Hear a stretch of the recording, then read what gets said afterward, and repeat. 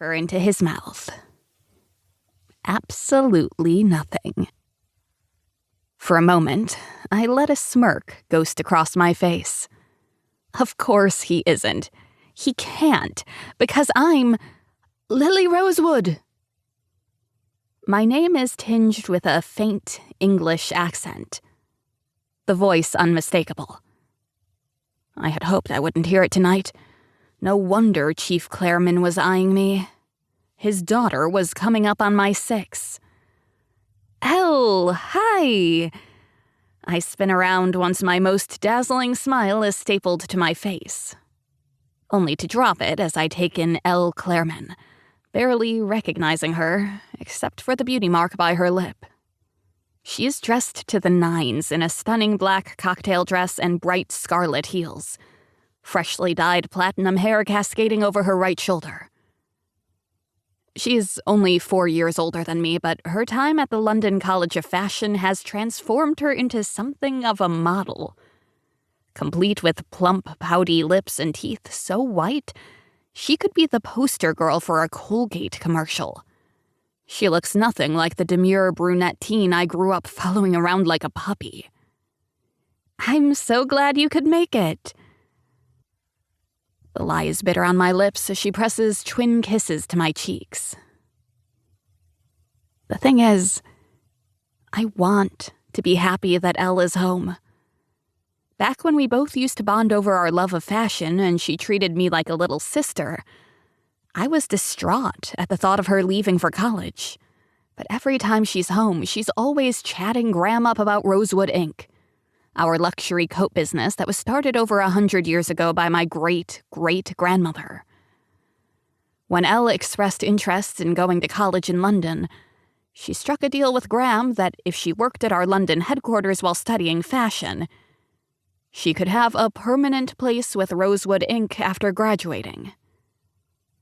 Since then, Gram's been obsessed with teaching her the ins and outs of the company via Zoom calls, especially in the past year since she's gotten closer to graduation.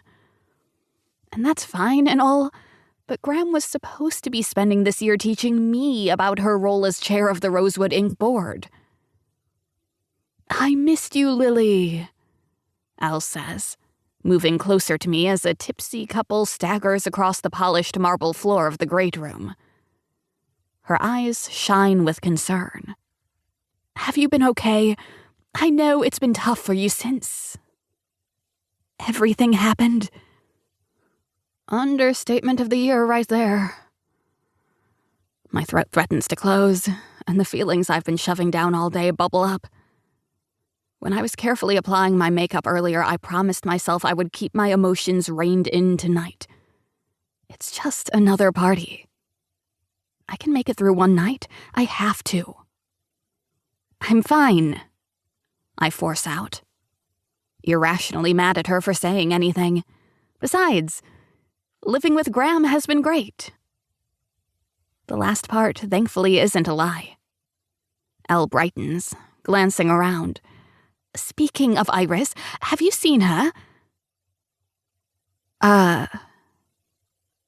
It's a good question.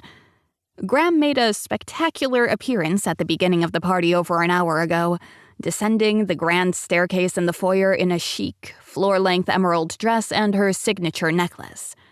A 25-carat teardrop-shaped ruby the size of my thumbnail hanging from a delicate gold chain at the base of her throat. I have yet to see her since, although with nearly the entire town packed onto the property, it's easy to disappear. Desired, even. Because when you're the matriarch of the richest family in southern Massachusetts, everybody wants a piece of you. A quick scan leaves me helpless, although a server catches my eye and thinks I'm looking for hors d'oeuvres.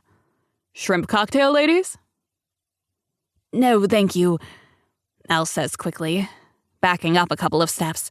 I have a shellfish allergy. I've already had more than enough appetizers, but I grab a shrimp from the tray anyway and pop it into my mouth. Anything to help rush this conversation along.